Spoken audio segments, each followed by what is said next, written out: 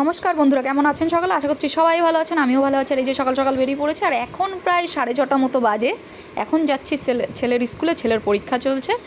তো আজকে কম্পিউটার পরীক্ষা, আর আজকেই লাস্ট পরীক্ষা। তো এই যে ছেলে এখানে দোকানের সামনে এসে বসে আছে, আর ওর বাবা যেহেতু বাড়িতে আছে, ওকে বললাম তুমি দিয়ে আসো। নিয়ে আসার পরীক্ষার সময় ওই দিয়ে আসে, যেহেতু অল্প একটু টাইমের জন্য পরীক্ষা ওদের।